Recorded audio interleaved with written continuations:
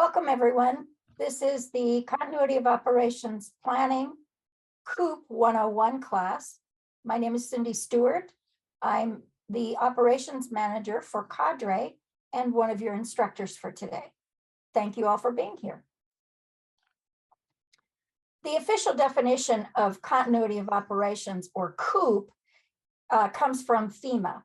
And that definition is a continuity of operations plan is an effort within an organization to ensure that essential functions continue to be performed during a wide range of emergencies. And we'll talk a little more about what essential functions are as we go through. So when we talk about continuity of operations plans, one of the things I like to remind you is that this of what a continuity of operations plan is not. This is not your emergency plan. It may be that in your agency right now, you have some of your continuity of operations procedures written into your emergency operations plan, but a Coop plan is a very separate thought process. When a disaster happens, say for example, it's a big earthquake, there are a team of people that are going to respond to the disaster. Those people are going to help people get out of the building. They're going to first duck, cover, and hold on for themselves, help people get out of the building, take care of whatever damages might be done to the building, respond directly to the disaster. Continuity of operations doesn't have anything to do with the disaster directly. And in fact, in your Coop plan, it doesn't even say what kind of disaster you're using your Coop plan for, because Coop is more focused on those essential functions that your agency does day to day and being able to keep those, to sustain those, or to get those back up and running once that earthquake has happened and you're to a place where you can do that. This is an opportunity for your agency to have a little bit of a gap between, oh my gosh, the earthquake happened, what do we do?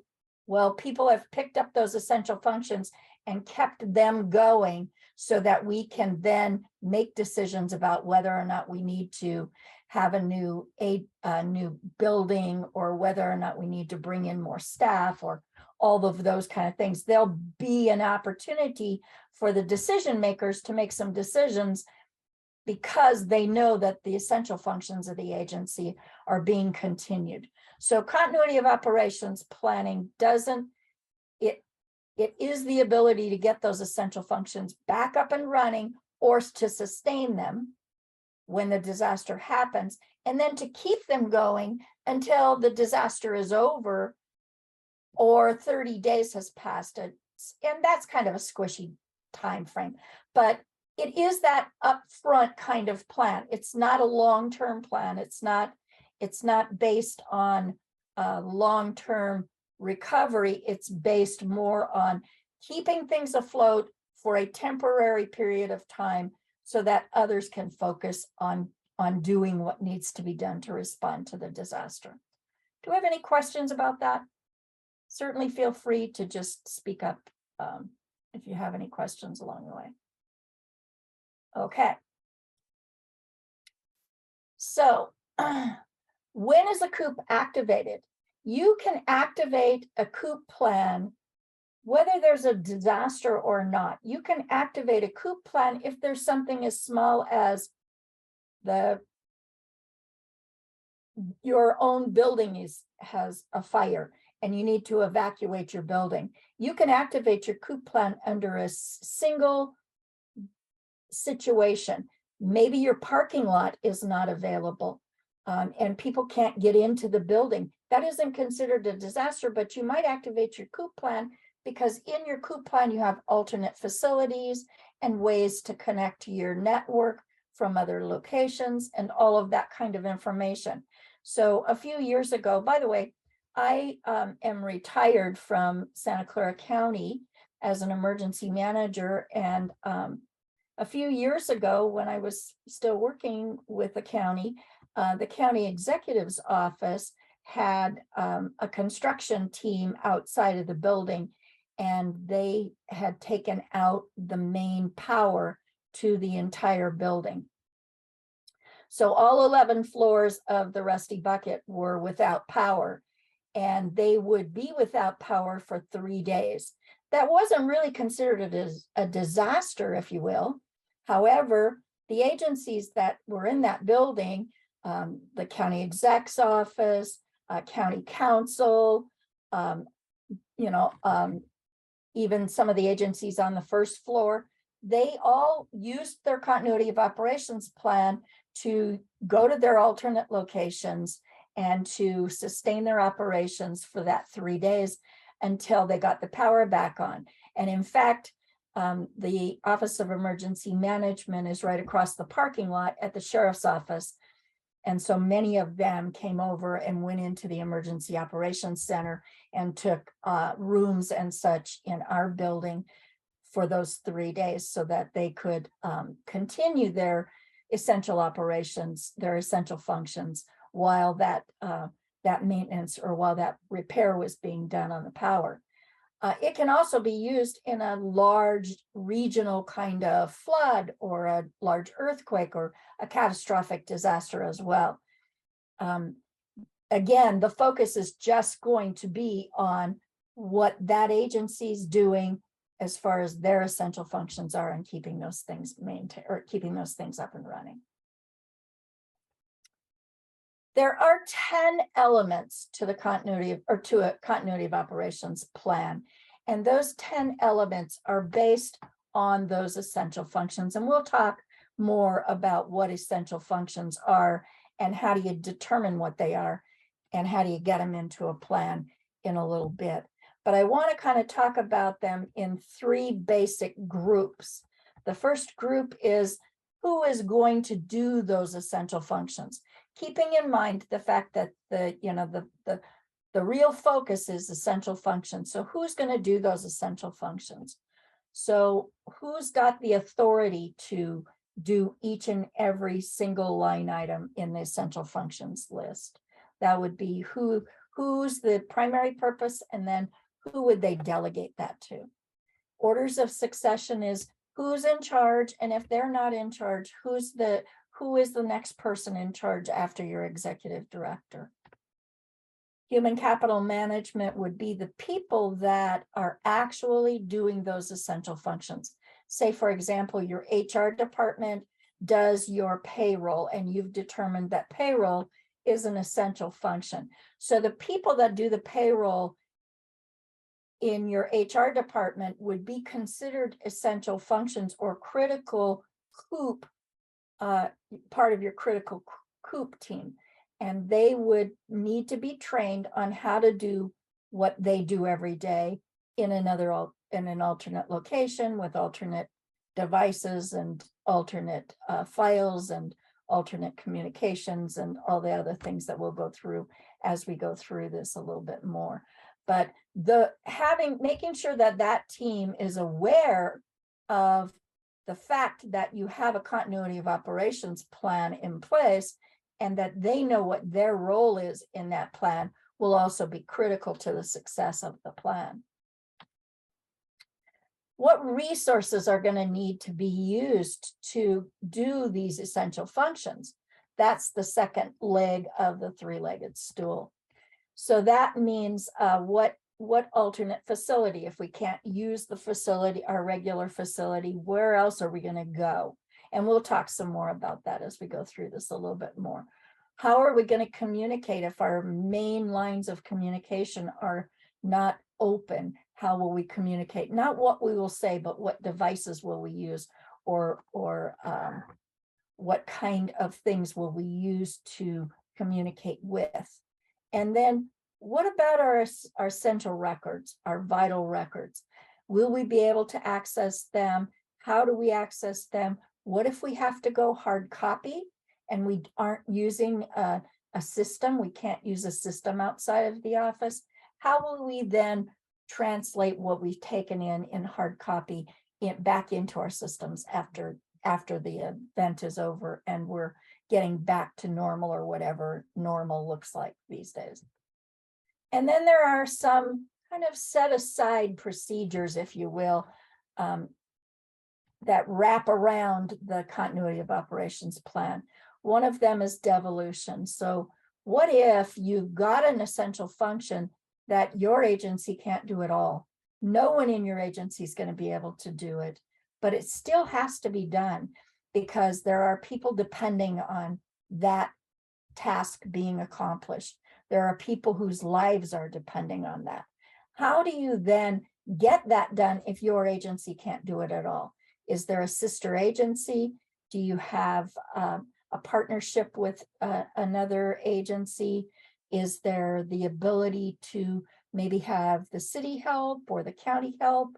Or is there social services at a state level that could help? Those kind of questions are thought up in advance and written into your continuity of operations plan.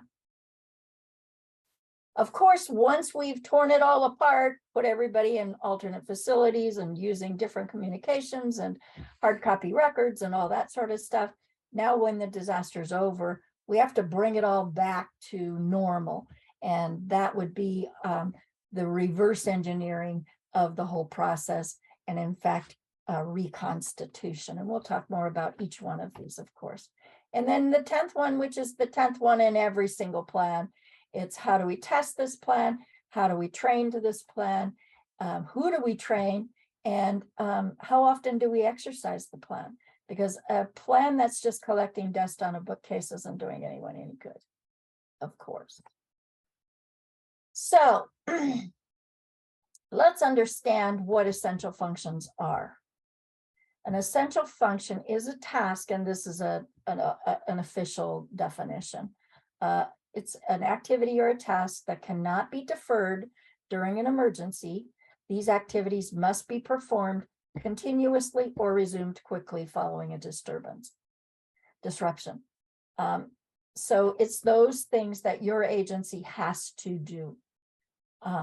What is it not is probably more important, because I find that as people start coming up with their list of what their essential functions are, they tend to write more things in than what are really truly essential. They write in things that the board has budgeted for this last year, or they write in things that are the reason that the manager or that department has the headcount that they do, or they write in the pet project that the executive director has put forward for this year. Those are not necessarily essential functions. They could be, but they are not by themselves, by that definition only, not considered essential functions. And we'll talk a little bit more about what is essential. First of all, the very simple thing of protecting life, property, and the environment. That's what local government considers the very first question as to whether or not a task is essential. Is it protecting someone's life?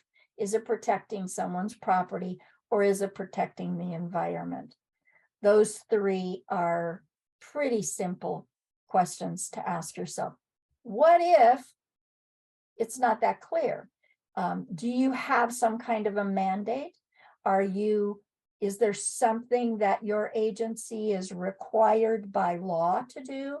Or is your grant dependent on whether or not you have certain services in place? Those might be considered essential functions as well.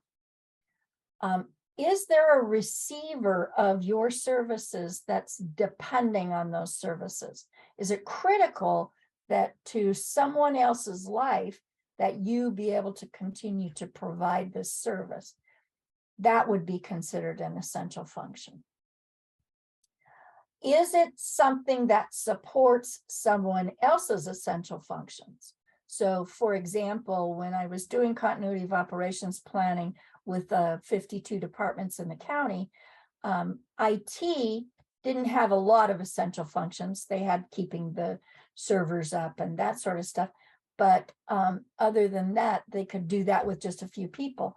But they were very actively involved in every single one of the other departments' essential functions, because what they provided was critical for those other departments' essential functions.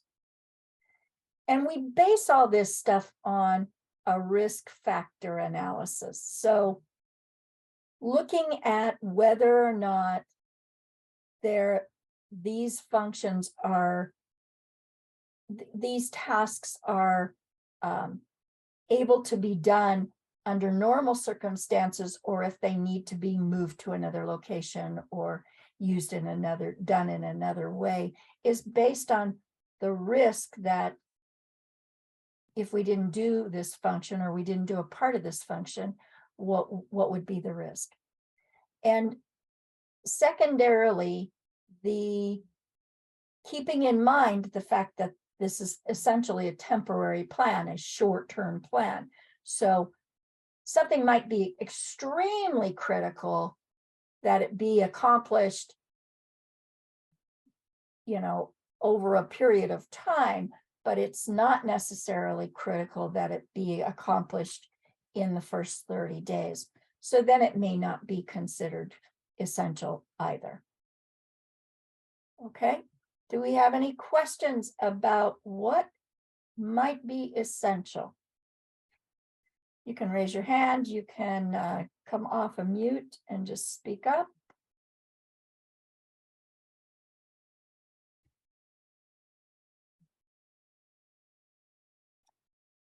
Okay, are we sleeping out there? I hope not.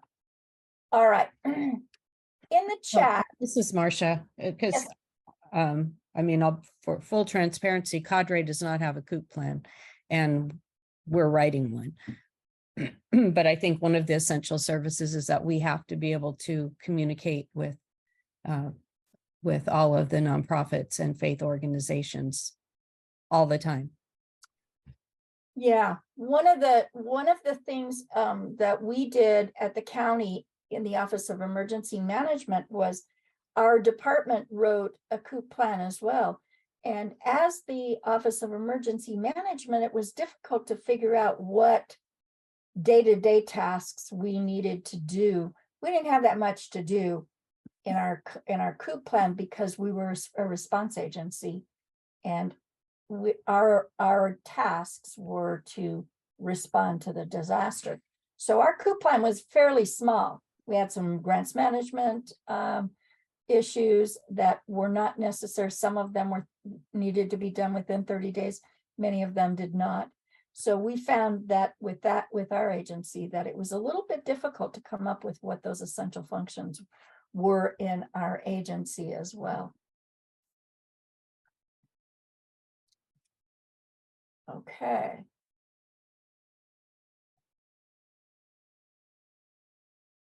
So in the chat, if you would, write down what you think your agency's top 5 essential functions would be. What are the top 3 to 5, let's say 3 to 5 things that your agency might need to put into a Coop plan?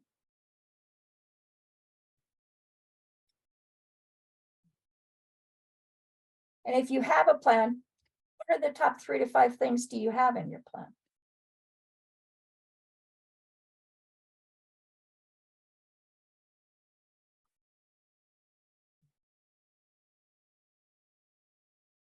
Can you just write that in the chat?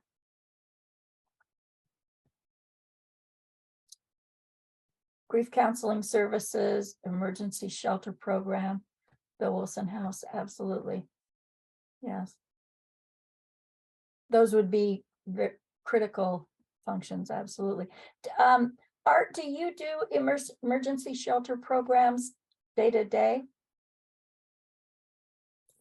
Yes, we have a couple of different, one for some transitional age youth, and then one for justice related youth, and then some for some young kids too. So those shelters are running all the time. Yeah. Pay our staff. I think hopefully most of you want to pay your staff, because if you don't pay them, they won't come back. But we'll talk a little bit about whether or not that's an essential function going forward. Continuing community messaging on how to get resources. Chris, you want to elaborate on that a little bit? Yeah, so as the community center, we don't,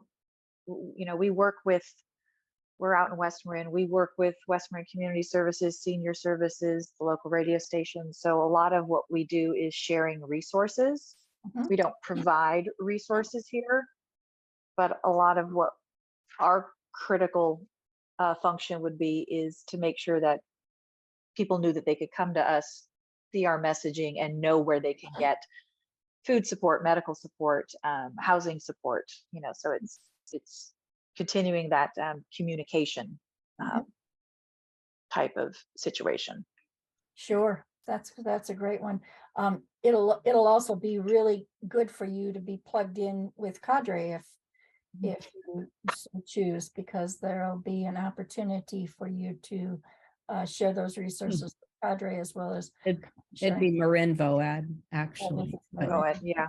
yeah, but yes, Adriana would definitely yes, want to be connected with you. absolutely. Well, Adriana probably is.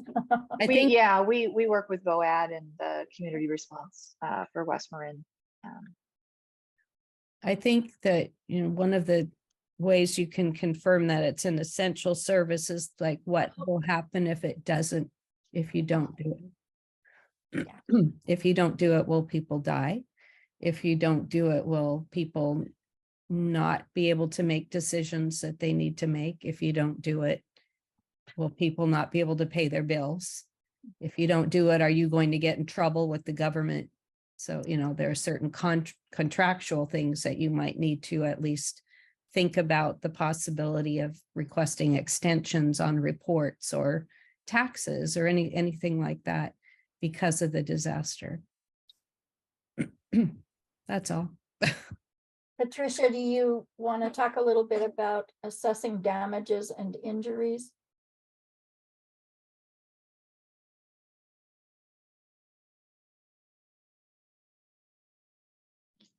Okay, if I can get unmuted here. Well, I'm part of a team of CERTs, Community Emergency Response Team volunteers, and neighborhood leaders called BAT leaders and ham radio operators.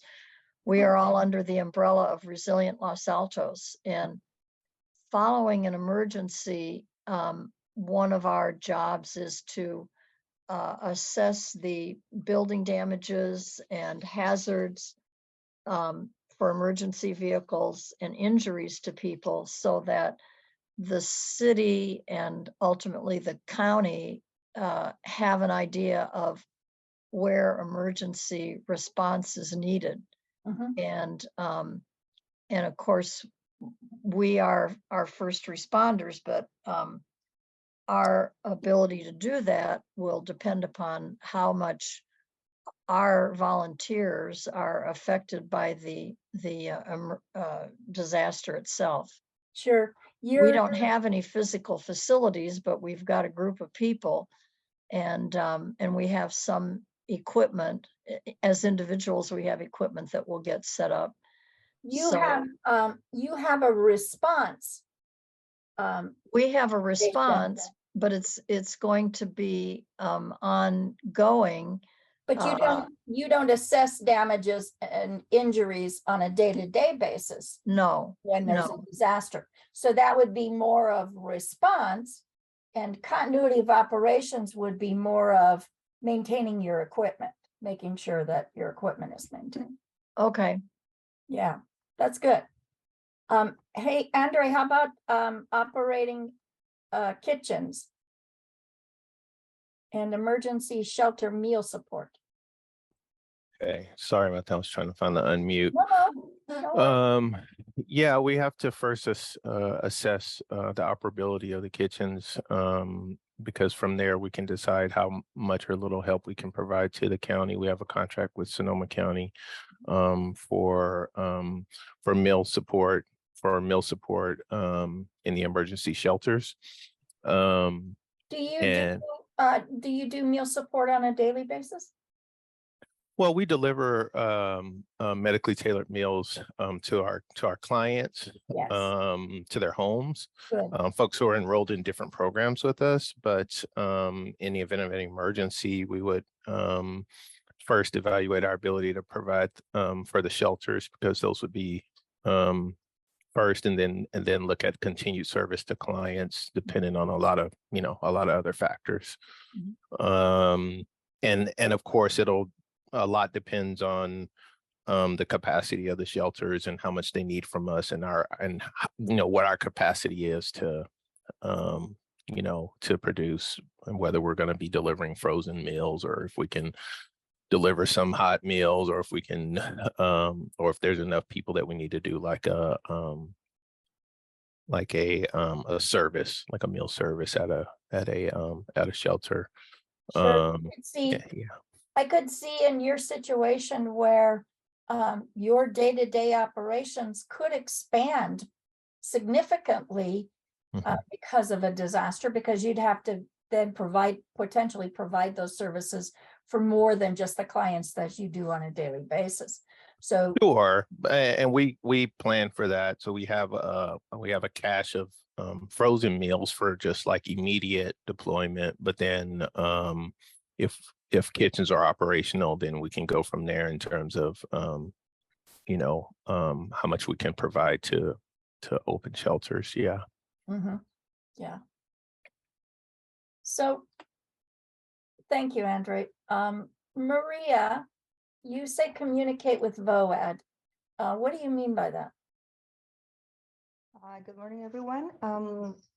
We have internally in organization, we have the communications team, in the emergency preparedness and communications team.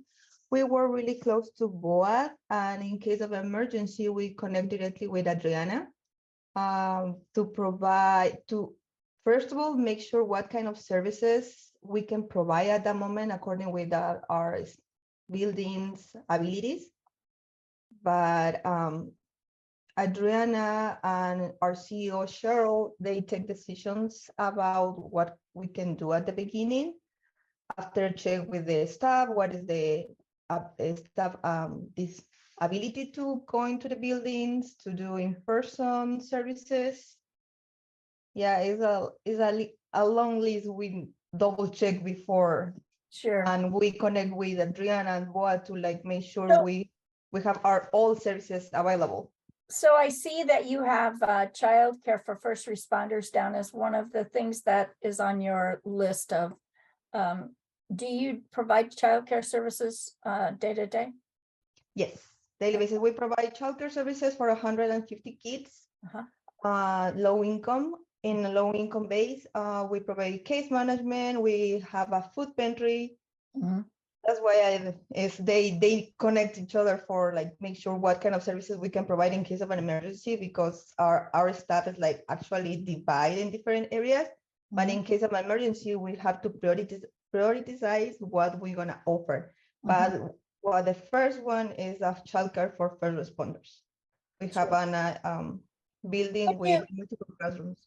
But would you shut down your day-to-day childcare in order to have a first responders childcare facility, or would you expand your childcare facility? We prioritize because I'm not really sure about that. I don't have the correct answer for that, but we can expand it if licenses let us expand. But we prioritize first responders kids for the event. It's a natural disaster, but in general, in case of emergency, we used to close our childcare services because licenses, childcare licensing, they don't let us open. We just, in emergency, we just open as an emergency childcare just for first responders. Sure. Like that. So you're on your list of essential functions, childcare services would be something that would change from first responder, from day-to-day client base to a first responder base, and you would close your day-to-day potentially. Actually, yeah, you're right. We close Okay. if the licensing or the county licensing let us open to the public. Public. But probably in the first days of couple hours, we have to close for the general public and just open for the first responders. Sure. Okay, that makes sense. Art, you have down the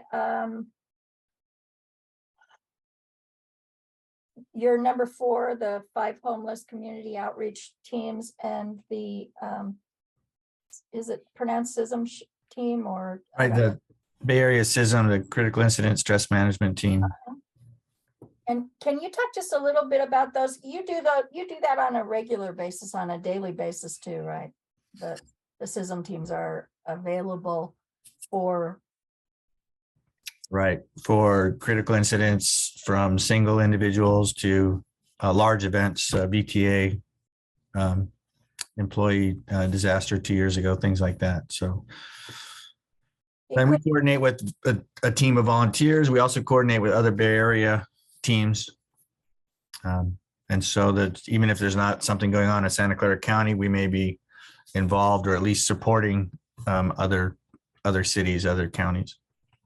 So I could see in your situation where if you had to devolve your tasks from your agency, you could then depend on other Bay Area like agencies to take on those tasks, right? Mhm. Yeah, that's a good one.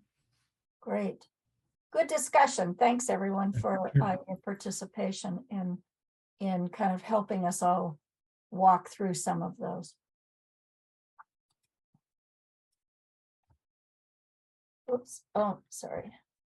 Okay, so I'm gonna take us through a little bit of a path to talk about how continuity of operations works. So the process flow. So first, let's start with bang happens. And like I said before, it doesn't matter what bang is, right? It can be an earthquake, it could be a fire in your building, it could be a traffic outside, whatever. It's bang happens. And the first thing you do is you do those emergency response procedures. Evacuate the building if that's what you're supposed to do, depending on what the disaster is. Listen to the first responders and do what they tell you to do. Respond to the disaster first. Always keep that as your number 1 priority. Continuity of operations is a secondary to responding to the initial disaster, duck, cover, and hold, whatever the disaster is. Okay, so follow your emergency response procedures first, and once you've done that, then you'll use that delegation of authority and the orders of succession. So that's kind of how you keep people organized in your Coop team, in your Coop plan. You look to those 2 lists to see, gee, who is here, who's not on vacation, who's not out sick, who didn't retire, and we didn't take their name off the list yet. Those people that are available and that are trained and able to take on the task of being a part of the Coop activation team. Now, the Coop activation team might just be 1 person, depending on the size of your agency, or it might be a full team of people, might be, 2 or 3 people in each of the buildings that you occupy. It just depends on the size of your agency. But that Coop activation team really is the team that focuses on the Coop procedures and moving us through the Coop procedures. You put that team together, and the first question that you ask is, do we need to activate our Coop plan? Does there need to be a Coop plan activated? If the answer is no, then you all go back to work, right? You just go back and do whatever your daily work is, and you haven't activated your Coop plan. If you decide that you do have to activate your Coop plan, this disaster is, or this event is large enough that we need to activate the Coop plan, which I would encourage you to activate your Coop plan often, because if nothing else, it gives you an opportunity to practice the procedures of your Coop plan. So, don't feel afraid to, oh my gosh, this is, is something that has to be only if the federal government says that we should. No, Coop plan, you can activate it whenever you feel the need to activate it. And like I said, activate it often, because that will help familiarize people with how to do this thing. So if you do decide that you have to activate your Coop plan, and the answer is yes, then we go on to the next thing in our procedures. And that means that we crack open the book and we stop all of the departments and agencies, or within your agency, stop doing their day-to-day stuff, so that you have the bandwidth and be able to focus on just doing your essential functions. So stop doing all your day-to-day stuff, focus directly on your essential functions. Now that might mean that depending, on the length of this disaster, let's say it's a big earthquake, that might mean that some of the people in your office, you might want to send home, because they're not doing day-to-day tasks, and you don't want them using up resources and space and such to do day-to-day tasks. And you might need them to come back later to be part of the essential functions team in the second shift, or tomorrow, or next week, whatever that looks like. So you have to make those decisions, and that's part of what that Coop activation team makes decisions about. Who should we send home? Who should we, who should we keep doing essential functions? Even if the building is still functional, do we have to move to a certain place in the building, because that's where the team is that can be closest together, because our communications is out, or those kind of things as well? You have to take all of those things into consideration. So the Coop team starts looking at that stuff, and looking at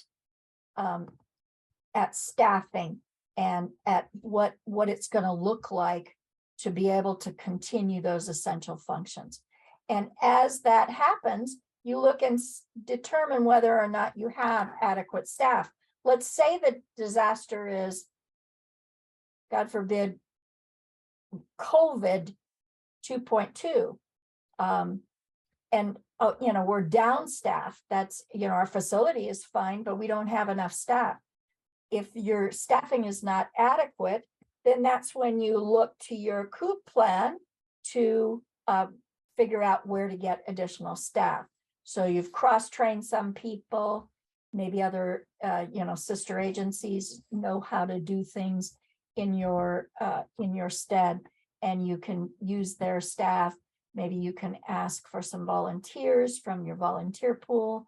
You look, and that's all written into your continuity of operations plan. How would you staff it if you didn't have staff? If the answer is yes, then let's take a look at making sure that the building is secured enough that we can adequately use the building. Now, this is not a safety responding to the disaster kind of thing. We're not talking about damage assessment in the sense that that you need to bring in your building inspectors and assess the damage. You just need to look around and say, is it safe for us to continue to work in this building? And if there's a question, then the answer is probably no. So, always err on the side of making sure that you keep your staff safe. And if there's a question, you get out of the building anyway. So if the building is not adequate enough for you to be able to come back in and provide those essential functions in your own building, what do? In your Coop plan, you're going to have written into your Coop plan your relocation procedures, an alternate facility, where you'll go, what kind of things you'll need to bring with you. Do you have to bring cables? Do you have to bring a hotspot? Do you have to bring laptops? Do you have to bring a portable printer? Is the alternate facility set up with paper? Did you plan ahead and put a plastic tub at the alternate facility that has all of your forms and pens and those kind of things in it? Is your alternate facility, do they know you're coming? If it's during the day, do they have the space that they can put you in? Keeping in mind that, if you have a day-to-day staff of 100 people and your essential functions bring it down to you only need 10 people, there's only 10 people coming to that alternate facility. Not the other 90 have gone home, right? So, what is that alternate facility? If it happens and it's at night and you still need to be able to keep those essential functions going and you have 24-hour operations, can you get into that alternate facility after hours? Do you know who has the key?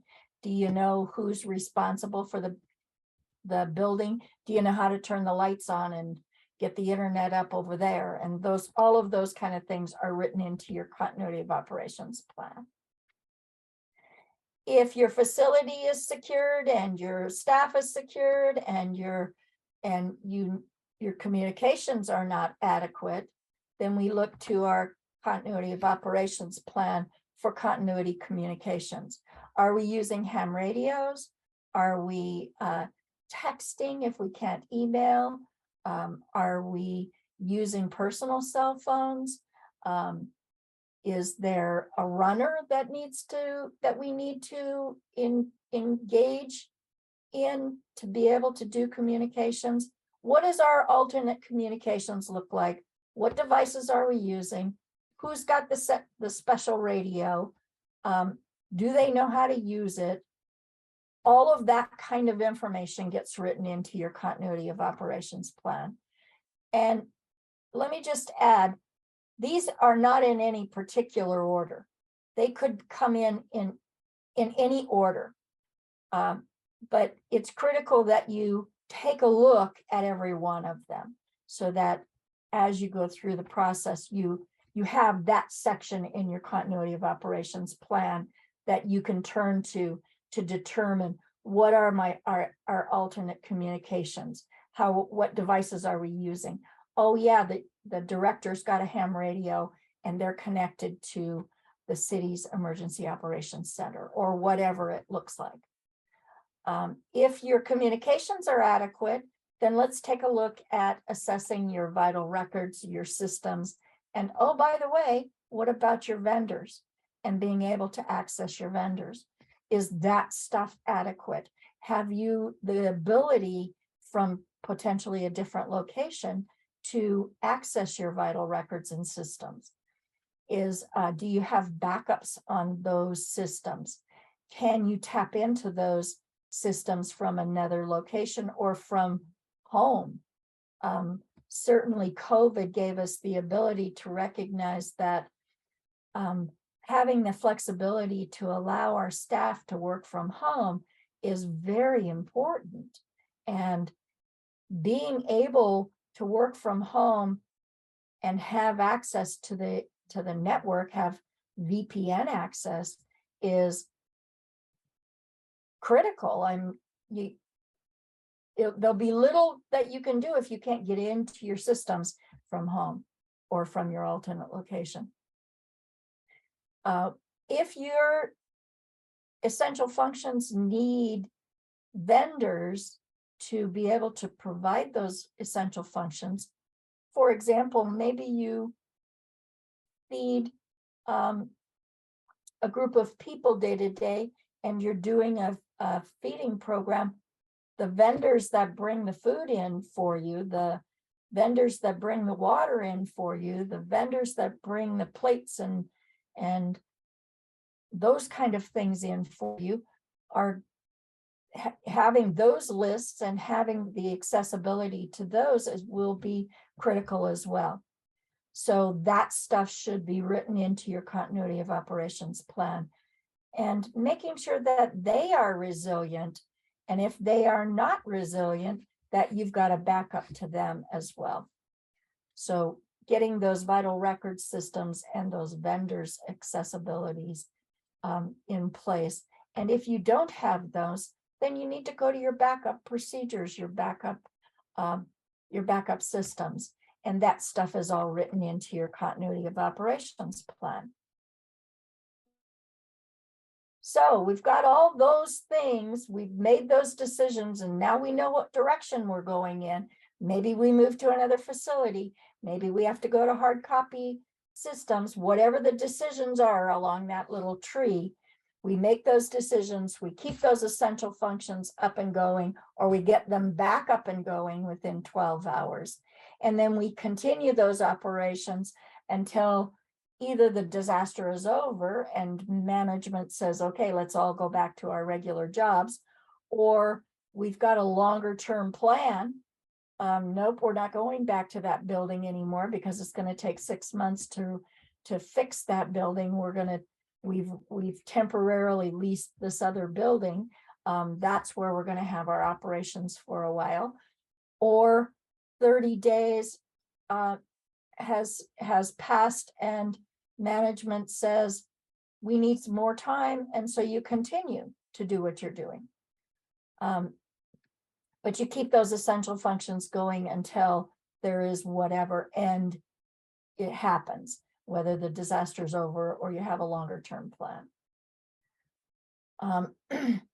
If you can't do any of those things, of course, devolution is also written into your continuity of operations plan. So this is the function, line by line, based on the function, because this particular function might be able to be done by another agency, a sister agency, but this other function over here is a state mandated function, and we have to turn the procedures of that over to the state. So the state has to do that function. So line by line, you go through all of your essential functions, determine which ones your agency can do, and if they can't do them, who are we devolving that over to? Who's going to be doing that in your stead?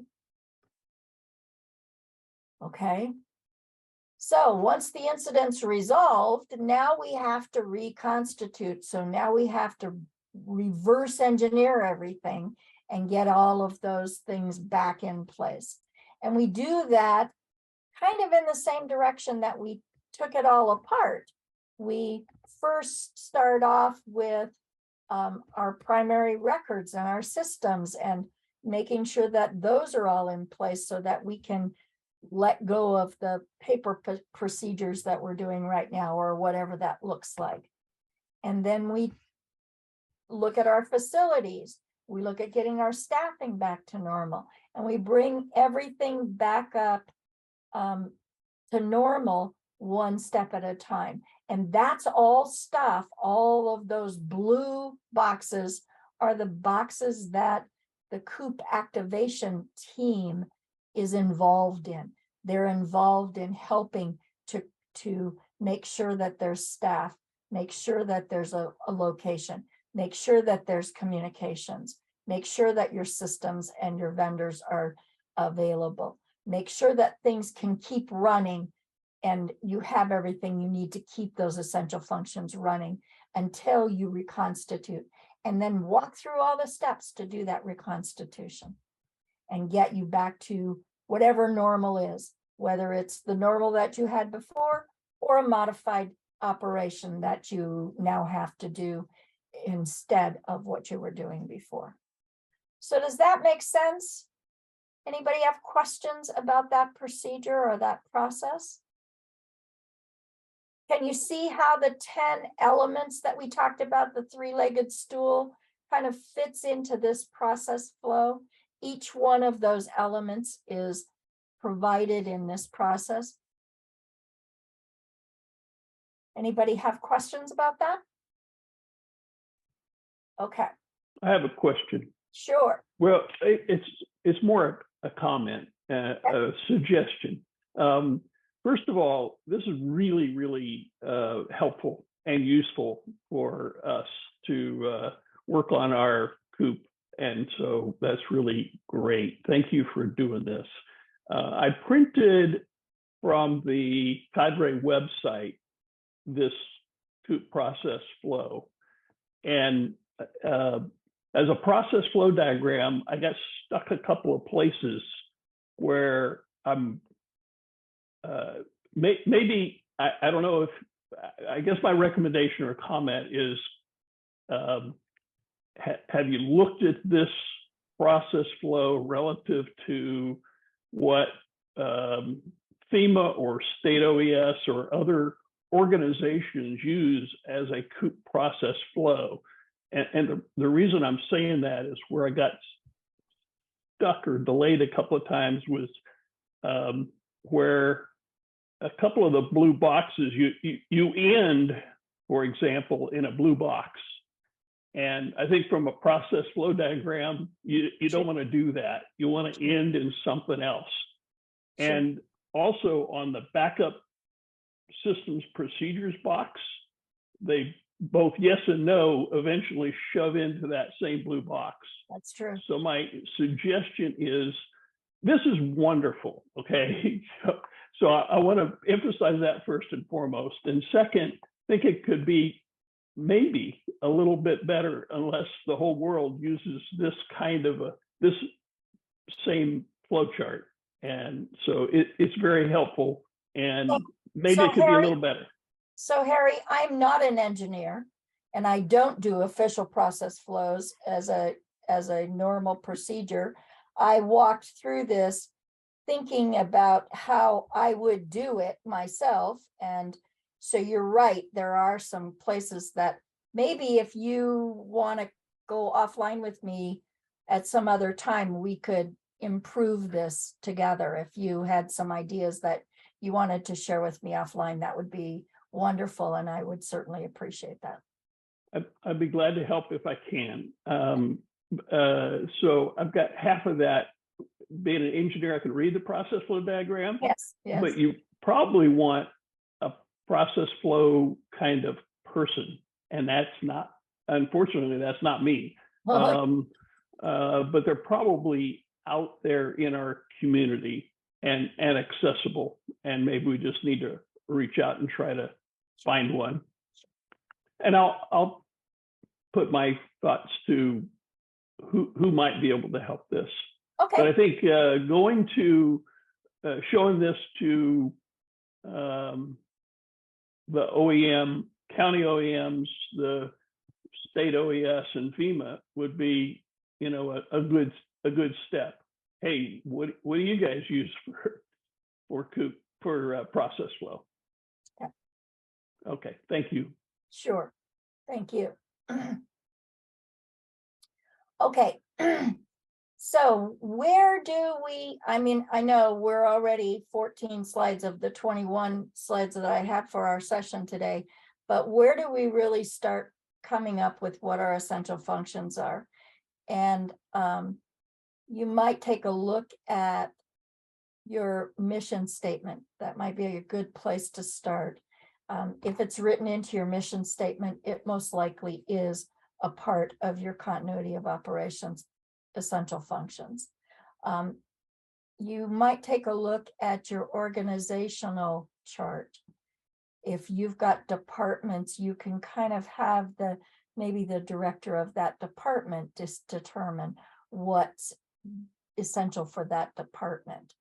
And then I would definitely encourage you to bring your staff in, the people that are actually doing those functions, to help you write this plan, and schedule regular meetings with them.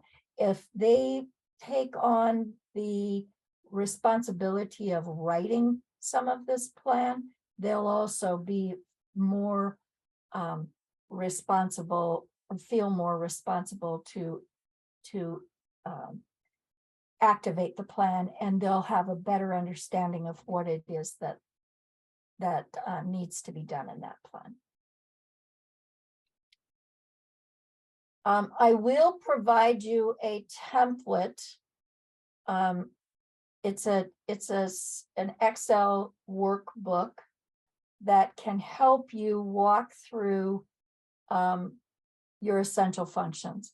What I would encourage you to do is write down all the functions, all the major functions that your agency does, and then walk them through the process that's in this workbook. with a brief description and the person who's in charge or who's responsible for performing that function. It might not be the manager, it might be the person that actually does that stuff. Okay, so and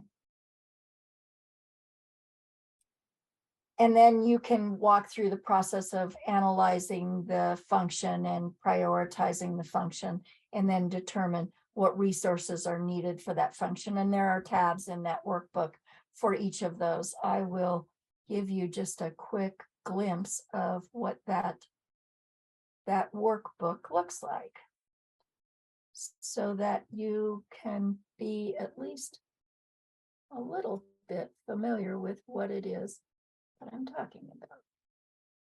So the workbook starts off with the first tab, essential functions, and you write in this area here the name of the essential function that's being performed, a brief description of that essential function, and then the responsible staff for that essential function. Of course, you can expand and make more lines, and you can add more columns if you want to. It's just a simple worksheet. If you wanted to then use it as a way to prioritize as well. The second section just has some questions that you can ask yourself. There's even a box here to put in a question of your own. Is this in our mission statement? Does it protect life, property, and the environment? Is it considered critical? Those questions that we talked about when we were talking about what's essential, and is it required in the first 30 days? The next one is to just talk a little bit about, is it, what happens if this doesn't get done? How long could this function be disrupted without any serious consequences? If it could be disrupted for 3 months, then it's probably not necessarily an essential function. In some cases, it may grow, it may be more during a disaster, and you'll want to document that as well. What impact will this function have what impact will there be if this function isn't available or isn't working? And then, how many people does it take to do this? So how much space are you going to need? What files and systems? So how will you figure out how to write those in? Who are your vendors? How will you write those in? How much space will you need, for your equipment, for example? Do you need a printer? Do you need your laptop? Do you need a desk? Those kind of things. And then what other supplies would you need? And what communications devices would you need? So that's all part of that first essential functions worksheet. The next tab gives you the ability to write in your delegation of authority. This is who has the authority right now. This is the type of authority. This is by title, by the way. Write them all in by title. Don't put anybody's name in your plan, because sure as can be, the minute you write Joe Smith's name in the plan, Joe Smith is going to retire and you're going to have to rewrite your plan. So make sure you put them in by title. The next one is just a simple orders of succession. There's also an example at the bottom if you can't think of things that might help you prompt your thought process. A continuity facilities. What is the continuity facility? Now, I like to write two. I like to have two alternate facilities, one for a shorter term. We just have to be out for 3 days, and maybe Starbucks will let us set up our laptops in the corner of the coffee shop for a couple of days, or we have to be gone for a much longer time, and we have to be able to see clients at our alternate facility or whatever. So I like to write two, one for a short-term smaller event and one for a larger long-term event. And what's the address? How do we get to it? How do we get to it after hours? And what are the special instructions, like watch out for the junkyard dog who protects the property next door? whatever you need to write into that section. Your continuity communications piece, what device are you using? What system are you using? Is it your cell phone? Is it your desk phones? Do you use internet phones? Who's the provider? Could you just get your cell service over to a different provider if the provider is the issue? What kind of services does this particular piece of communication device you do? Does it do internet, email? Does it do text? Does it do phone calls? And then what are the backups? How do you, what else do you need to write in there? For your vital records, again, just what is the vital record? What is the associated essential function that's associated with this vital record? Might be multiple ones, might be I only need this record for this one little thing that our agency does. And if I don't have this access to these records, I can do a hard copy and put it into the system later. How do I get it? How do I get to it? If I'm not at my location, what's the current location of the records or the systems? And how do I restore those procedures? What are the restoration procedures? For vital systems, same kind of thing. For vendors and dependencies, same kind of thing. Who's the primary? If they're not available, do I have a backup that can provide the same kind of thing for me? So you'll receive this workbook as part of this training. At the end, we'll send this out to you. And if you have questions about it, or if you would like to discuss it further with me, I will provide my contact information at the end as well. Okay.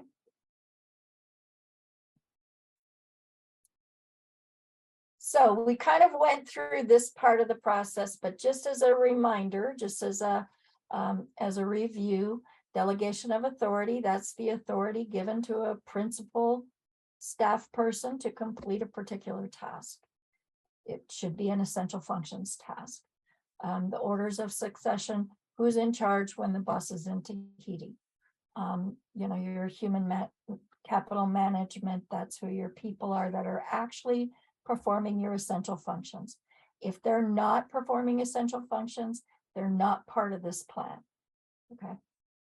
And one of those essential functions might be who you're putting in charge of communicating with those people that you're sending home. Resources needed. That's the second leg of the three-legged stool. What is your alternate facility? What is your communications? How do you use your devices? And then the devolution, reconstitution, and test, train, and exercise. So what more needs to be done? Because there is a lot more than just writing this plan that needs to be done.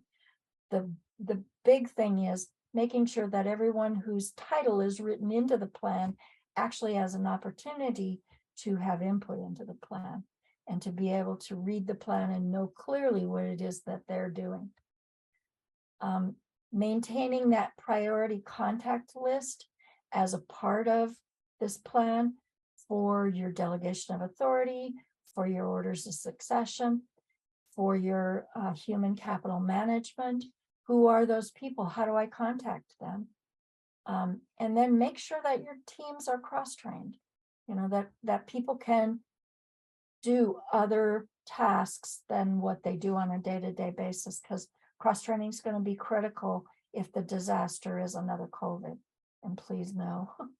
But if you're short of staff for whatever reason, you'll need to have trained staff. It's not a good time in the middle of the disaster to have to train new staff. Check with your vendors and make sure that they have sustainable operations plans in place, and that they're going to be able to provide those supplies for you.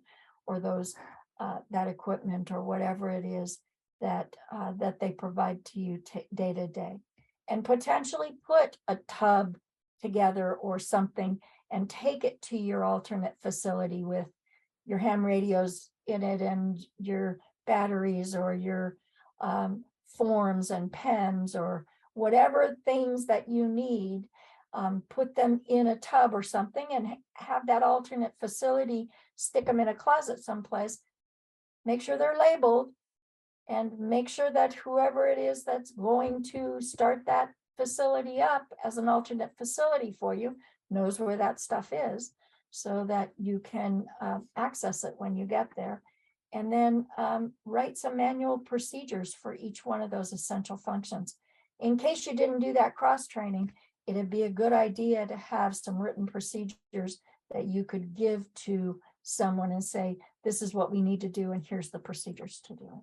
So having those things written in advance will actually make your plan even more successful. And you can put those in as an appendix to your plan if you so choose. Okay, so we're at the end of our session today. I hope that I didn't confuse you too much, and that I have made this simple enough for you that you can take the template that I will give you, the spreadsheet that I will give you, and at least fill that part of it out, which will then give you the ability to easily write a continuity of operations plan. On our website, cadresv.org, you'll find there will be some other resources. Like I said before, the federal government provides some guidance about for government agencies that you might be able to adapt. There you'll have the spreadsheet as well as the process flow chart, and you'll be able to use those going forward. There are lots and lots of examples of continuity of operations plans for different kinds of agencies out on the interwebs. You can certainly just go out and search for those, and maybe even find a plan that you can just do a little bit of find and replace on. However, keep in mind, the writing of the plan is not the important part of this. The process of being able to walk everyone through how we're going to do this is the critical part. A plan written and tucked under the corner of the couch in the reception area isn't going to be helpful if you haven't actually taken it out and exercised it, trained to it, and make sure that everyone knows exactly what their part is in the planning. So, any questions at this point? The slides will also be available as well, Patricia. This presentation will be available, as well as this recording will even be on our website. So give us a couple of days to be able to pull all that material together, but you will see it on our website. There is actually a little longer version of this continuity of operations planning that I did a couple of months ago. It's already on the website, but we'll have this in a tab called Coop 101 as well. And if you need, like I said, if you need my help, or if you have questions along the way and you'd like to tap into some resources, please do give us a call, and we'll do what we can to help you. We do have a small survey that comes up. I think the survey will come up when we close, and we would appreciate it if you would take the survey for us. There's my contact information. If you're interested in participating in the Cadre network, there's the QR code to get into our website and read about and apply to be a member. Membership in Cadre is free at this time. So please do take advantage of that. It doesn't, there's no obligation to you to be a member of Cadre, but it certainly does have a lot of advantages as far as coordination and communications in a disaster is concerned. So I thank you all